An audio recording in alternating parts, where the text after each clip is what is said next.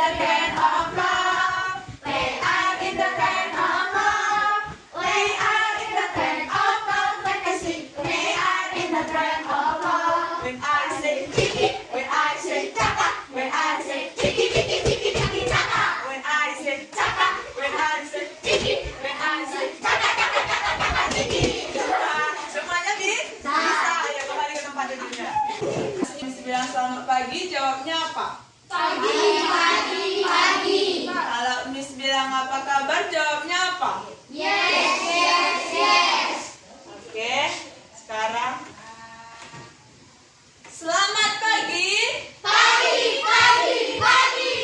Apa kabarnya hari ini? Yes, yes, yes. Luar biasa. Baiklah, sebelum kita mulai pembelajaran kita, ada baiknya kita berdoa terlebih dahulu. Mari kita berdoa menurut agama dan kepercayaan kita masing-masing. Doa dimulai.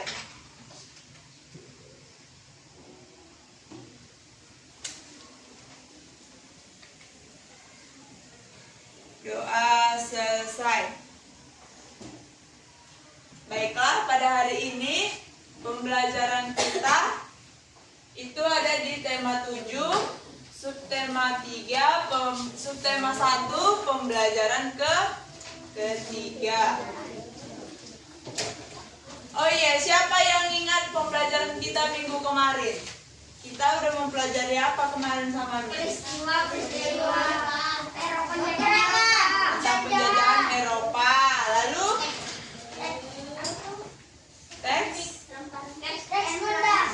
teks benda, teks narasi sejarah, lalu perubahan bentuk, lalu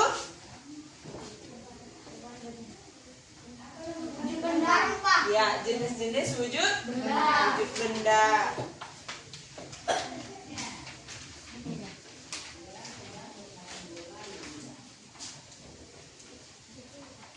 Kemarin kan kita sudah mempelajari mengenai teks narasi. Miss mau tanya, apa itu teks narasi? Ayo, siapa yang tahu? Tunjuk tangan. Apa itu teks narasi?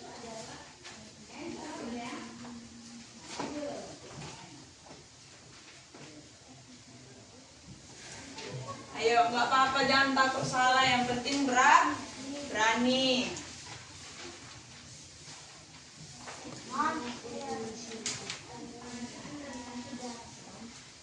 Kalau teks narasi, kita lihat di sini. Teks narasi atau paragraf naratif adalah karangan berbentuk kisahan yang terdiri atas kumpulan yang disusun secara kronologis atau menurut urutan waktu sehingga menjadi rangkaian cerita yang lengkap. Apa katanya dari teks narasi? Adalah karangan yang berbentuk kisahan yang terdiri atas kumpulan yang disusun secara kronologis. Berarti teks narasi itu sudah berjalan dengan urutan waktu. Teks narasi itu berarti rangkaian cerita yang lengkap. Dan kalau teks narasi sejarah tentang masa lampau atau yang sudah pernah tentang peristiwa-peristiwa yang sudah terjadi. Pada cerpen, biografi, novel, dan sebagainya. Novel itu gimana? Cerpen gimana? Biografi gimana? Ada yang tahu? Ayo, tunjuk tangan, Bang.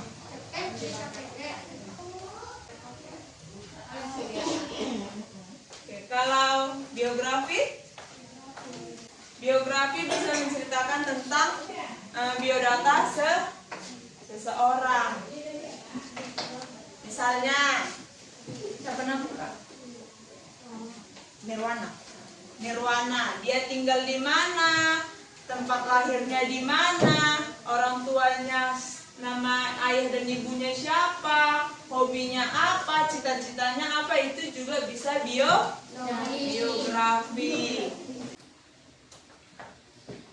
Baiklah, dari pengertian tadi ada beberapa tujuan teks narasi dan struktur narasi.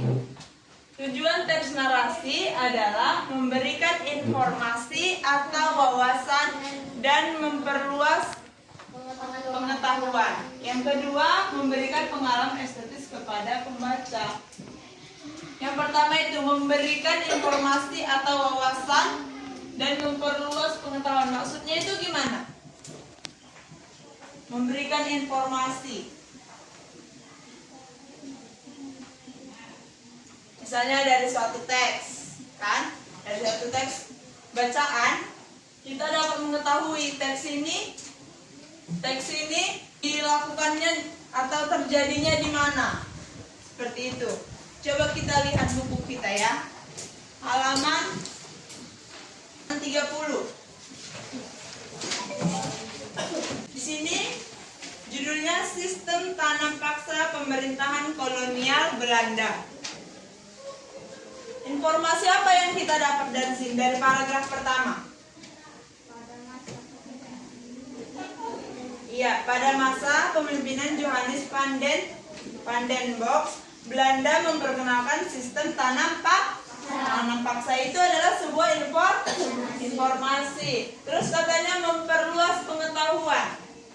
Dari paragraf pertama itu, apa yang dapat kita ketahui? Apa yang dapat menambah pengetahuan kita? Ayo coba dilihat paragraf pertama.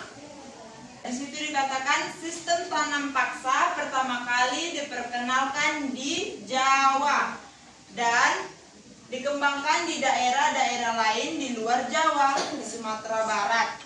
Sistem tanam paksa dimulai sejak tahun 1847. Jadi pengetahuan apa yang kita dapat? Pengetahuan yang kita dapat adalah sistem tanam paksa pertama kali dilakukan di Jawa. Di luar Jawa, yaitu di daerah Sumatera Barat, dilakukan pada tahun 1847. Itu adalah suatu wawasan, bisa menambah pengetahuan kita. Yang kedua, memberikan pengalaman estetis kepada pembaca. Maksudnya itu gimana? Pengalaman estetis kepada pembaca. Setelah kita membaca tadi paragraf 1, udah dibaca belum? Apa yang kita dapat? Pengalaman apa yang kita dapat? Iya, bisa mengetahui tentang sistem tanam paksa. Terus kata ada struktur narasi. Yang pertama pengenalan, yang kedua awal pertikaian, yang ketiga klimaks atau puncak pertikaian, yang keempat ada anti klimaks atau penyelesaian. Yang pertama tadi ada kata pengenalan. Di paragraf pertama di mana di situ ada pengenalan? Di Johannes. Iya. Dia memperkenalkan kepemimpinan Johannes van den Bosch. Lalu di bagian awal pertikaian. Di mana itu tertulis di paragraf ini, di teks narasi ini? Di Sumatera Barat. Sumatera Barat. Masih pengenalan. Lampung, Sumatera Barat, Jawa itu masih pengenalan, menunjukkan atau mengenalkan suasana atau latar. Yang Miss bilang pertikaian. Jelaskan permasalahannya. Kuat suaranya, Mak? Masih pengenalan. Miss bilang itu awal pertikaiannya. Apa permasalahan intinya gitu? Awal permasalahannya. Tanam paksa. Iya, tanam paksa. Awal pertikaiannya itu adalah si Johannes van den Bosch memperkenalkan sistem tanam paksa. Bagaimana tanam paksa itu? Gimana cara perlakuannya kepada masyarakat? Itulah awal pertikaiannya. Yang ketiga, klimaks atau puncak pertikaian. Coba dilihat dari teks narasinya.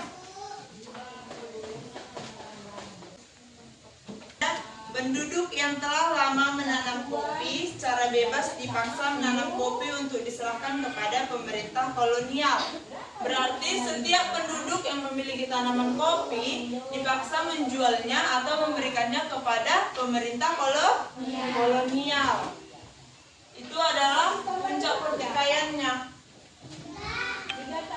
Yang keempat, anti klimaks atau penyelesaian. Pada bagian di teks narasi ini,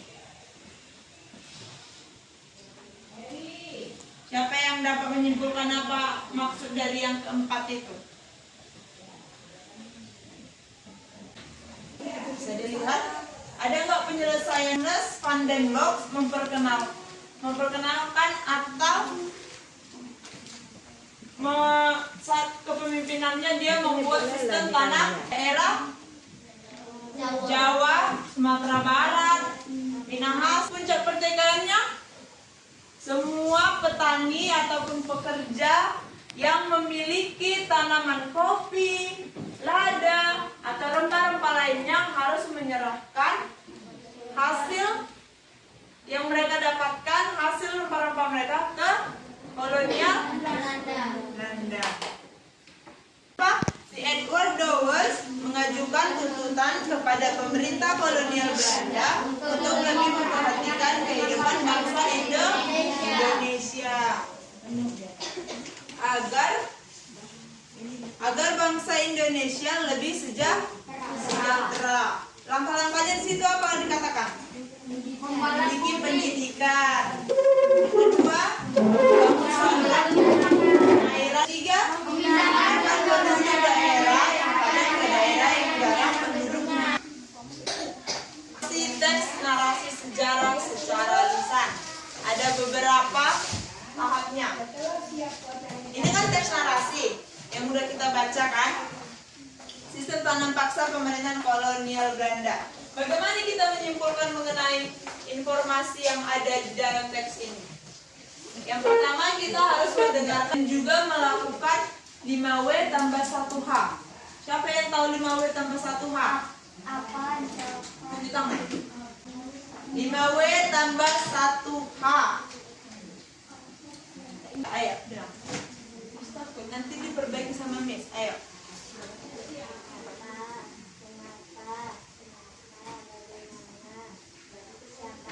Siapa? Sama-sama kita bilang ya. Apa? Siapa?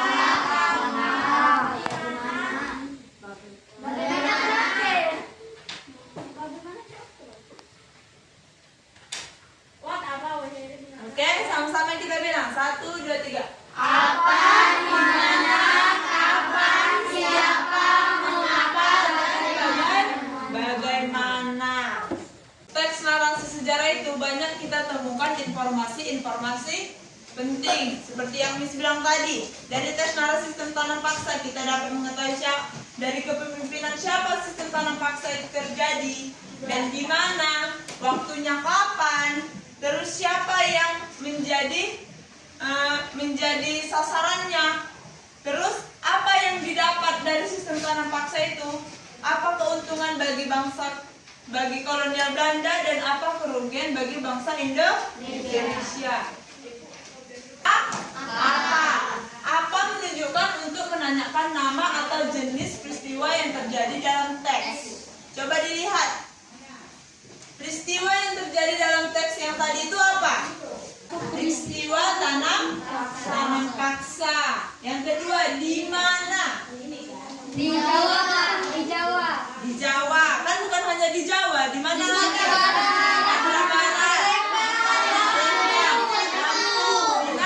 Minahasa. Kapan? Kapan peristiwa 1847. Dan ada kata siapa? Johannes van der Bosch. Itu yang memperkenalkan sistem tanam paksa. Kalau yang mengajukan tuntutan kepada pemerintah kolonial Belanda siapa? Edward Dowes, yang meminta kesejahteraan rakyat. Lalu mengapa Ayo. Mengapa terjadinya sistem tanam paksa? Karena banyak tanah terbengkalai sehingga panen berkurang. Bukan. Kenapa bangsa kolonial Belanda harus melakukan sistem tanam paksa di Indonesia? Kenapa enggak negara lain? Karena Indonesia banyak rempah-rempah. Iya, karena bangsa Indonesia kaya akan rempah. Lalu bagaimana cara bangsa Indonesia atau orang yang memberikan masukannya agar bangsa Indonesia memiliki hidup yang sejahtera? Bagaimana? Coba dilihat teksnya. Iya. Pemerintah Belanda harus menghapus tanam paksa. Oke. Di sini Miss mau kasih tugas. Ini ada 13. Iya. 4 aja. 4 satu tim. Satu tim ada 4. Pulpen dan pensilnya di atas meja.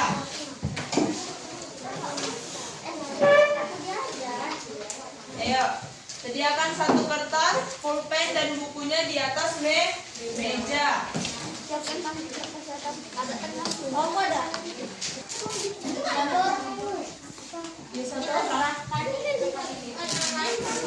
Iya, yang lain berdiskusi. Dibuat nama-nama anggota kelompoknya. Dawes Becker. Cara yang dia gunakan atau yang dia minta ke si Johannes itu apa? Lalu yang kedua ada si Johannes. Semua tokoh-tokoh yang ada dalam teks narasi kalian buat di tabel ini, dan cara yang dia gunakan itu apa? Oke? Sampai berapa ada tokoh yang ada dalam teks itu? 7.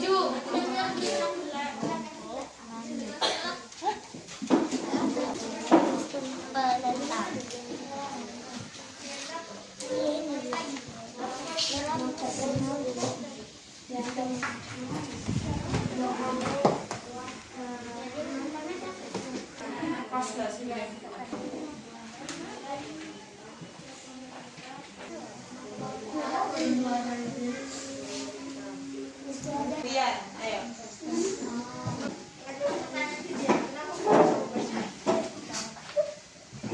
Dengarkan kelompok 3 ya. Menantang Johan one day box. Johan kah namanya?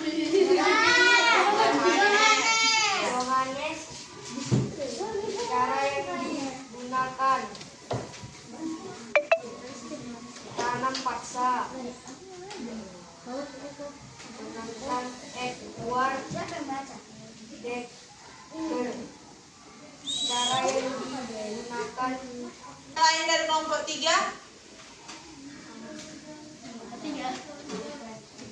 Beri tepuk tangan dulu sama kelompok 3. Ayo, bacakan.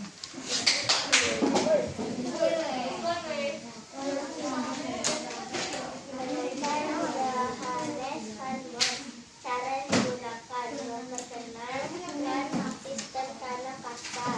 Edward Dekker menunjukkan keuntungan kepada pemerintah Belanda untuk menghentikan sistem tanam paksa. Iya. Kelompok 1 udah selesai? Ayo kita berikan dulu tepuk tangan untuk kelompok 2.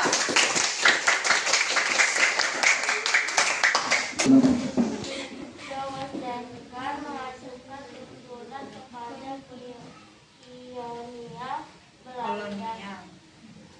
Kolonial.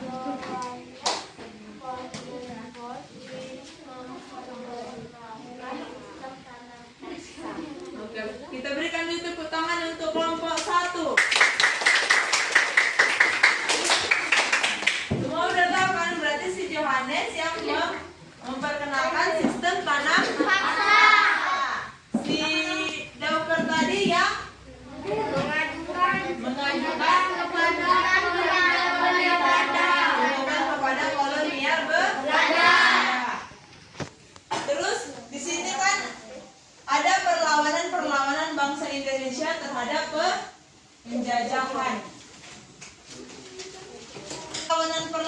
siapa aja?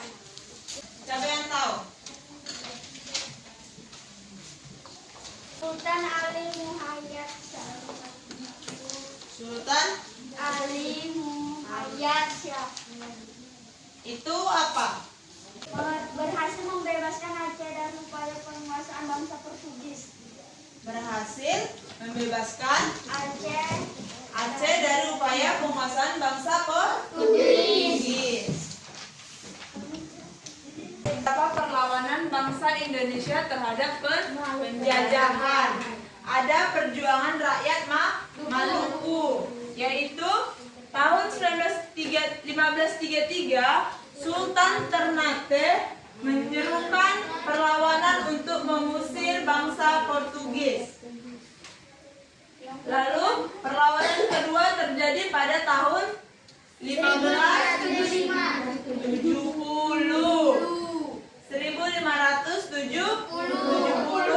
Perlawanan tersebut dipimpin oleh Sultan Bahabula dan disebabkan tewasnya Sultan Khairun.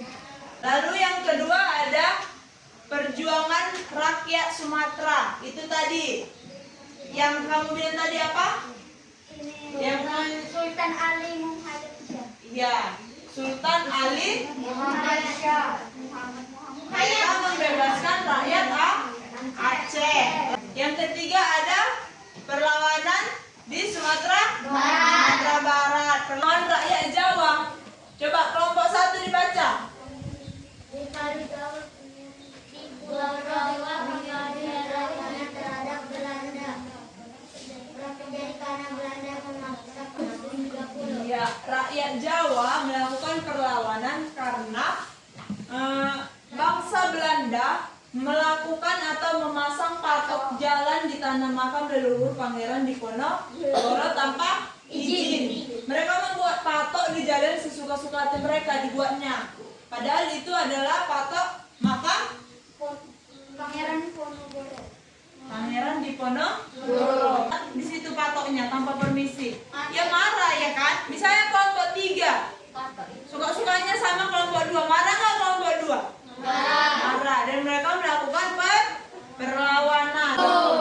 Lalu ada perjuangan rakyat Bali.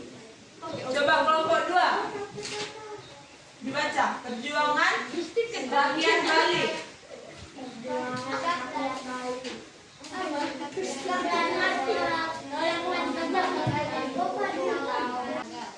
Ya, perjuangan rakyat Bali yaitu awal mulanya karena sikap Belanda yang melanggar hukum tawan karang yang menjadi penyebab perlawanan rakyat Bali.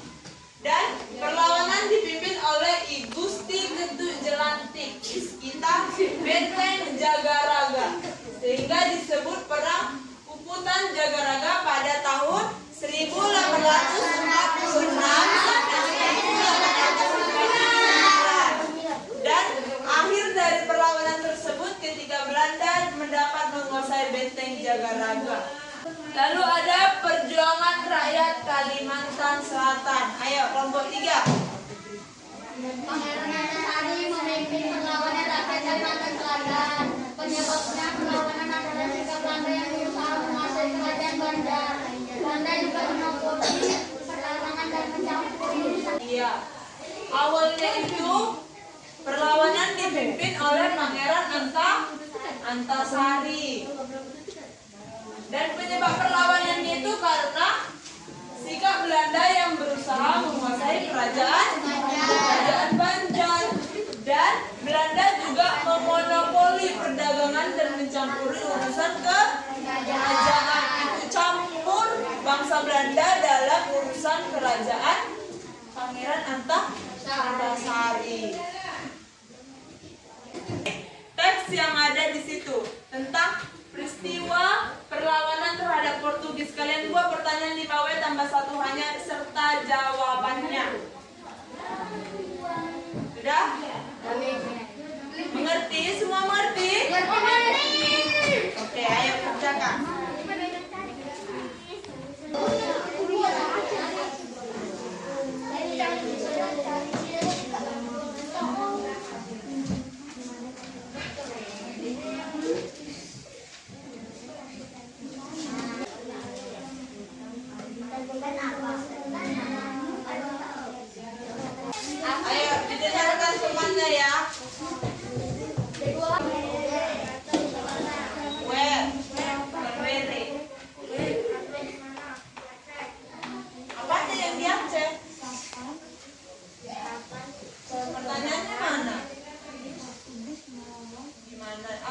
mana?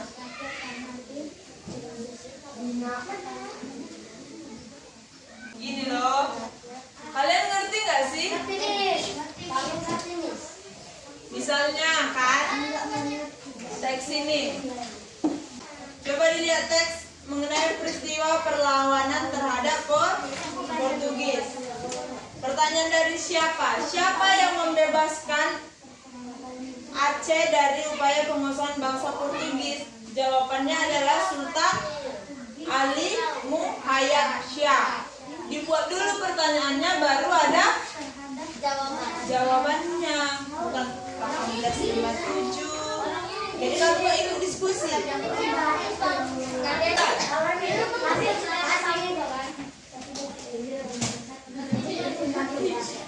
Tiga didengar. Dalam tes di atas adalah perlawanan Portugis terhadap Belanda.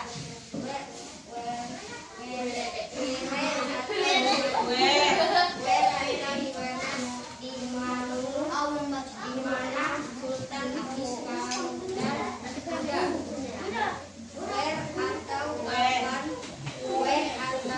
Abdul kapan Sultan Ali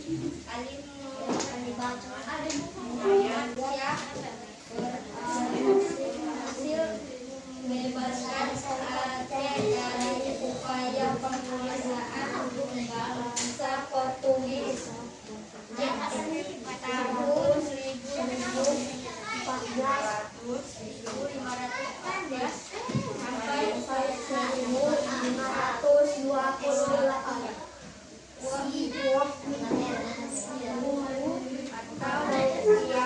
Siapa yang memimpin rakyat Ternate? Sultan atau mengapa Portugis menangkap Sultan Haile?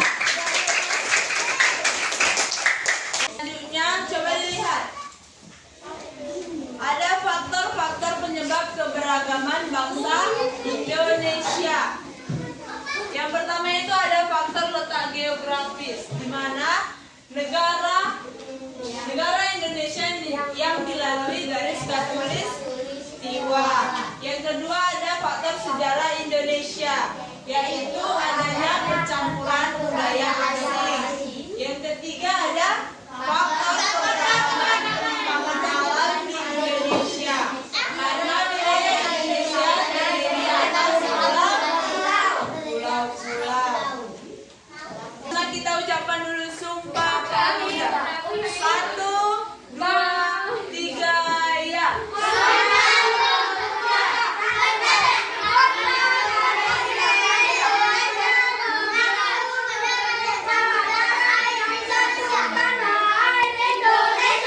Jangan kayak di sini udah pertama, di sini masih Sumpah Pemuda, di sini udah Sumpah Pemuda yang pertama. Kami putra dan putri Indonesia mengaku bertumpah darah yang satu, tanah air Indonesia. Dua, kami putra dari Indonesia mengaku berbangsa yang satu, bangsa Indonesia. Tiga, kami putra dari Indonesia menjunjung bahasa persatuan bahasa Indonesia. Oke. Sekianlah pembelajaran kita hari ini. Sekarang Miss mau bertanya, apa aja yang udah kita pelajarin pada saat ini? Teks narasi. Teks narasi. Apa itu teks narasi? Ayo. Apa itu teks narasi?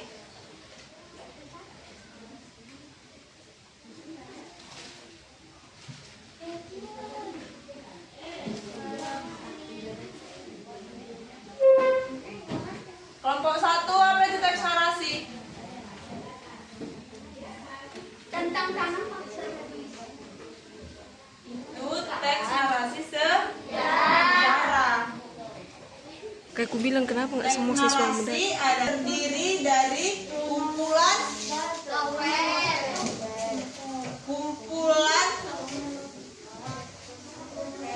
apa? Narasi. Apa? Geografis. Itu bagian lainnya ada novel, geografi, sama cerpen. Kalau teks narasi,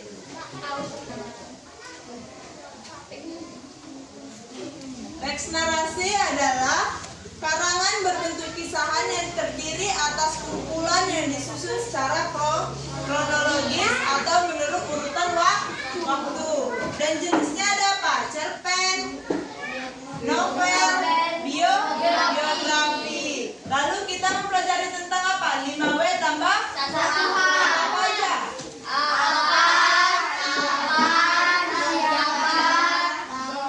Mengapa dan bagaimana. Baiklah, sekianlah pembelajaran kita pada hari ini. Miss berharap kalian dapat membawa ilmu yang telah kita pelajari pada hari ini. Sebelum kita pulang, marilah kita berdoa menurut agama dan kepercayaan kita masing-masing. Doa dimulai.